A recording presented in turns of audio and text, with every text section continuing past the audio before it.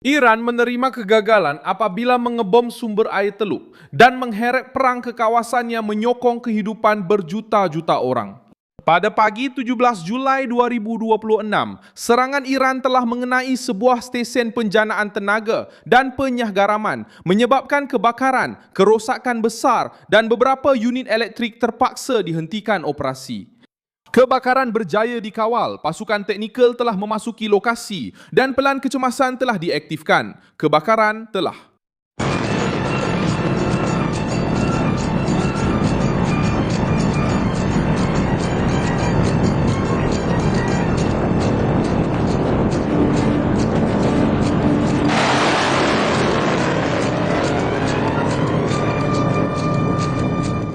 Serangan itu berlaku ketika Amerika Syarikat memperluaskan pengeboman terhadap jambatan, lapangan terbang, pemantauan pantai dan laluan tentera di selatan Iran. Ditekan di Selat Hormuz, dengan kapal-kapal diperiksa dan logistiknya dipotong, rejim Iran memilih untuk menyerang sebuah struktur yang digunakan untuk menukar air laut menjadi air minuman.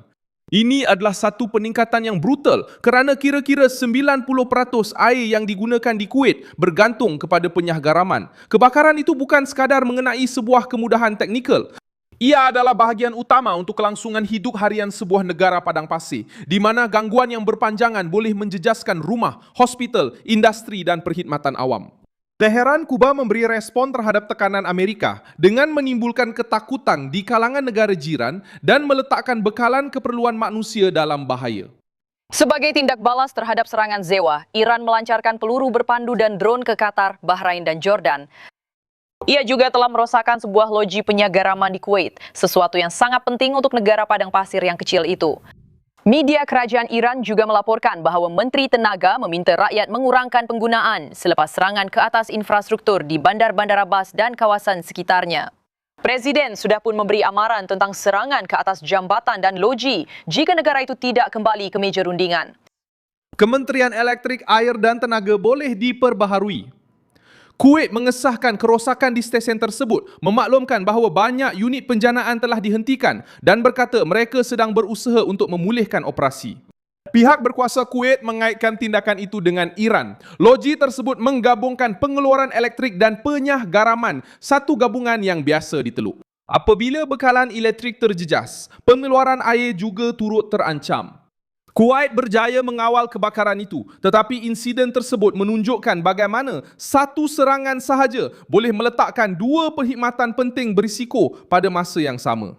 Kebergantungan Kuwait menerangkan mengapa serangan ini menimbulkan begitu banyak kebimbangan. Kira-kira 90% air minuman negara itu datang dari laut selepas melalui proses industri. Ratusan loji tertumpu di sepanjang pantai, banyak yang berhampiran dengan pelabuhan, kilang penapisan dan kemudahan tentera. Lebih daripada 90% airnya garam dari Teluk dihasilkan di hanya 56 kemudahan besar. Satu siri serangan terhadap lokasi-lokasi ini boleh menyebabkan kekurangan air di seluruh bandar dalam beberapa hari sahaja. Minyak boleh disimpan atau dialihkan, tetapi air minuman tidak mempunyai simpanan penampan yang sama. Tindakan Iran berlaku selepas satu lagi pusingan pengeboman oleh Amerika Syarikat terhadap selatan Iran. Komando Pusat Amerika Syarikat memaklumkan bahawa mereka telah menyerang puluhan sasaran yang berkaitan dengan pemantauan pantai, pertahanan udara, logistik ketenteraan dan keupayaan maritim. Televisi negara Iran menyatakan bahawa sekurang-kurangnya 5 jambatan telah diserang dan serangan itu juga mengenai sebuah stesen kereta api serta lapangan terbang di Iran Shahar. Sementara Washington mengurangkan mobiliti ketenteraan Iran, Teheran bertindak balas dengan menyerang struktur penting negara-negara jiran. Ini bukanlah satu tanda kawalan, ia adalah petanda rejim yang terdesak yang cuba menebus kerugian ketenteraan dengan memberi tekanan kepada orang awam. Pada hari Khamis, hanya 3 kapal kargo yang melintasi selat itu berbanding purata 125 sebelum perang. Kapal tangki minyak besar dan kapal gas asli cecair telah berhenti menggunakan laluan itu selama beberapa hari. Ketakutan sudah kelihatan pada kapal-kapal yang berhenti, perubahan arah dan kenaikan harga tenaga. Sebuah lagi kapal mengalami kerosakan ringan semasa belayar melalui laluan berhampiran Oman. Pusat Maritim British memaklumkan bahawa peluru tidak dikenai telah mengenai kapal itu, tetapi tiada kecederaan di kalangan anak kapal. Iran tidak segera mengaku bertanggungjawab atas kejadian ini. Pada masa yang sama, Marin Amerika Syarikat menaiki sebuah lagi kapal tangki untuk melaksanakan sekatan.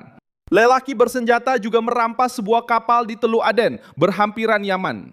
Tetapi sumber keselamatan yang ditemu bual oleh Reuters menilai bahawa insiden ini kelihatan berkaitan dengan lanun Somalia tanpa pengesahan penglibatan Houthi. Tekanan di laut menutup laluan penting untuk rejim Iran. Pasukan Amerika telah mengalihkan kapal, melumpuhkan kapal yang tidak mematuhi arahan dan menaiki kapal lain untuk memeriksa pematuhan sekatan.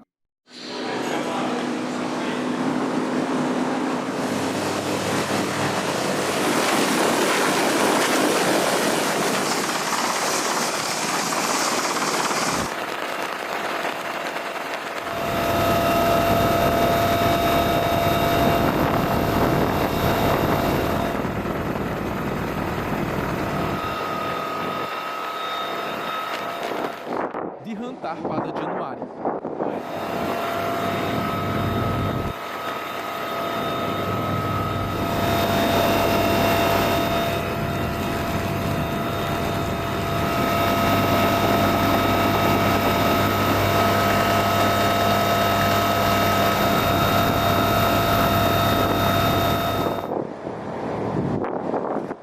Matlamatnya adalah untuk mengurangkan ekspor minyak Iran dan menghalang Teheran daripada menggunakan perdagangan maritim untuk menyokong operasinya.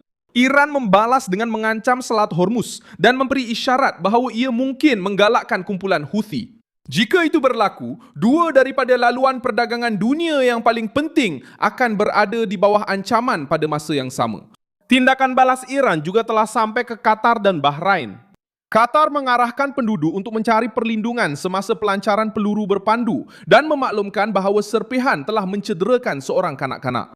Jordan mengisytiharkan telah memintas 3 peluru berpandu yang dilancarkan oleh Iran. Letupan juga telah direkodkan di utara Iraq. Di Syria, Iran berkata telah menyerang sebuah pangkalan Amerika di Al-Tanf.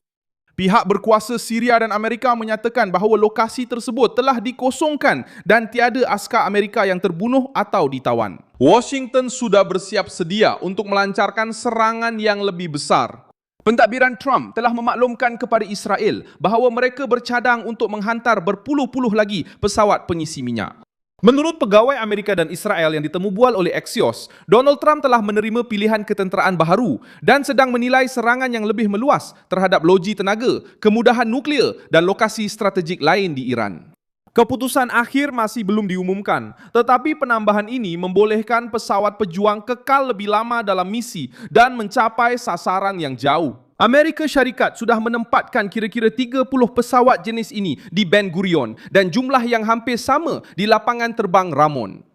Penghantaran pesawat baru menunjukkan bahawa Amerika Syarikat mahu mengekalkan kebebasan bertindak sekiranya Iran terus menyerang kemudahan penting negara-negara Teluk. Kempen Amerika bertujuan untuk membuka Selat Hormuz, mengurangkan keupayaan pengawal revolusi dan meningkatkan tekanan ke atas program nuklear Iran.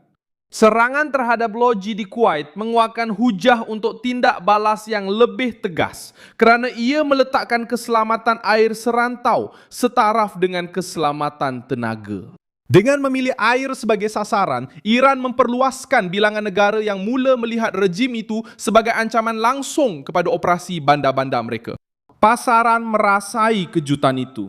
Bagi Kuwait, Qatar, Bahrain, Oman dan negara-negara lain di rantau ini, kecenderungan sekarang adalah untuk memperkuat pertahanan udara di sekitar loji, takungan, pelabuhan dan rangkaian elektrik. Setiap serangan baru terhadap bekalan air meningkatkan tekanan untuk tindakan yang mampu memusnahkan sistem Iran yang digunakan untuk melancarkan peluru berpandu dan drone sebelum kemudahan penting lain diserang. Terima kasih banyak kerana menonton video ini hingga ke akhir. Sokong projek kami dan sumbangkan secara keuangan melalui kod Pix yang tertera di skrin anda. Kami adalah saluran bebas, fokus untuk memastikan anda mendapat maklumat yang benar. Sumbangan anda membantu kami untuk terus bertahan. Okey,